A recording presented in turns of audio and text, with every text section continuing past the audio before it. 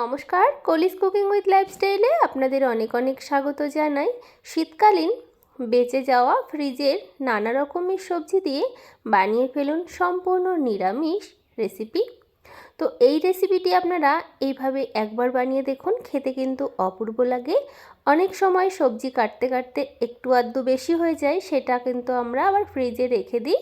তো সেই সবজিগুলো একত্রে এইভাবে এই নিরামিষ রান্নাটা করে খান। এরকম করে রান্না করলে মাছ মাংসেরও প্রয়োজন পড়বে না, এতটাই খেতে ভালো লাগে। তো চলুন কি কি সবজি আছে দেখে নিই। এখানে একটু ফুলকপি আছে, দুটো ওলকপি আছে, কিছুটা শিম, কিছুটা বিনস, একটুখানি বেগুন, একটা আলু, গাজর আর সামান্য একটু কুমড়ো আছে।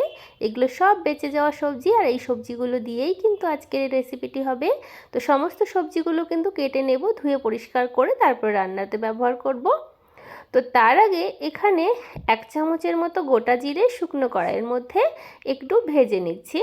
যেহেতু নিরামিষ রান্না, আর রান্নাটা কিন্তু খুবই কম তেল মশলায় হবে, আর যত কম তেল মশলায় করবেন ততই কিন্তু পুষ্টিকর এবং স্বাস্থ্যকরও বটে। তো জিরেগুলো কিন্তু ভেজে নিয়েছি, চটর বটর করে উঠেছে, এবারে নামিয়ে নিলাম। কড়াইতে দিয়ে দিচ্ছি সর্ষের তেল পরিমাণ মতো, তবে খুব বেশি নয় তেলের পরিমাণ। তো ফোড়নে দিয়ে দিচ্ছি এখানে 5 ফোড়ন, যেহেতু নিরামিষ রান্না অবশ্যই 5 ফোড়ন দেবেন। এরপরে দিয়ে দিচ্ছি শুকনো লঙ্কা, একটা ফাটিয়ে দিলাম, একটা তেজপাতা। ফোড়নটাকে একটু ভালো করে ভেজে নেব। ফোড়ন থেকে সুন্দর একটা স্মেল বেরিয়ে গেছে। এবারে সমস্ত শীতের যে সবজিগুলো, সব সবজিগুলো একত্রে দিয়ে দিচ্ছি কড়াইয়ের মধ্যে। আর সবজিগুলো আমি একটু ছোট ছোট করে কেটেছি। আর বন্ধুরা, সবজিগুলো আলাদা করে আমি আর ভাজলাম না। আর এখানে ফুলকপি আর ওলকপি এগুলো একটু ভাপিয়ে নিয়েছি, কারণ ফুলকপি একটু ভাপিয়ে নিলে ফুলকপির মধ্যে যদি কোনো পোকা থাকে সেগুলো কিন্তু বেরিয়ে যায়। আর অনেক সময় ফুলকপি খেলে একটু গ্যাস হয়, তো একটু ভাপিয়ে নিলে সেটা কিন্তু অনেকটাই কমে যায়। তো এবারে ভালো করে একটু ভেজে নিচ্ছি, গ্যাসের ফ্লেমটা মিডিয়াম টু লো হিটে রেখে। এবারে বন্ধুরা, এখানে আমি স্বাদ মতো নুন দিয়ে দিচ্ছি। নুনটা আমি একবারে আন্দাজ মতো দিয়ে দিলাম। আর পরিমাণ মতো হলুদ গুঁড়ো আমি একবারে আন্দাজ মতো দিয়ে দিলাম।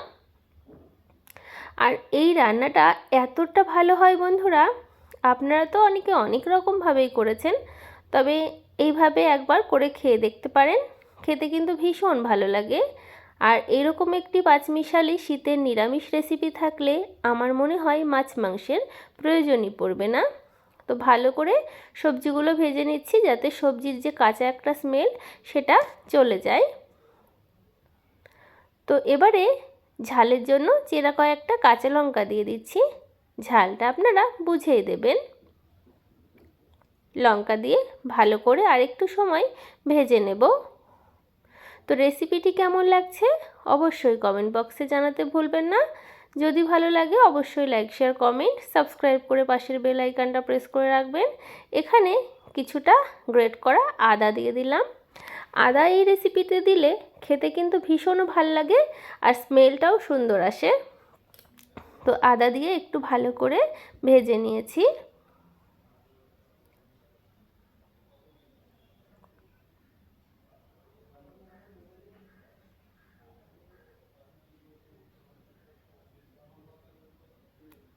তো সবজিগুলো সুন্দর করে বন্ধুরা আমার কিন্তু ভাজা হয়ে গেছে। এবারে সবজি যাতে ভালো মতো সেদ্ধ হয় সেই বুঝে আমি পরিমাণ মতো জল দিয়ে দিচ্ছি। আর রেসিপিটা কিন্তু একটু মাখো মাখো হবে, তাহলে খেতে ভালো লাগবে। আর এই রেসিপিটি আপনারা যে কোনো নিরামিষ দিনে বানিয়ে খেতে পারেন, খেতে কিন্তু অপূর্ব হয়।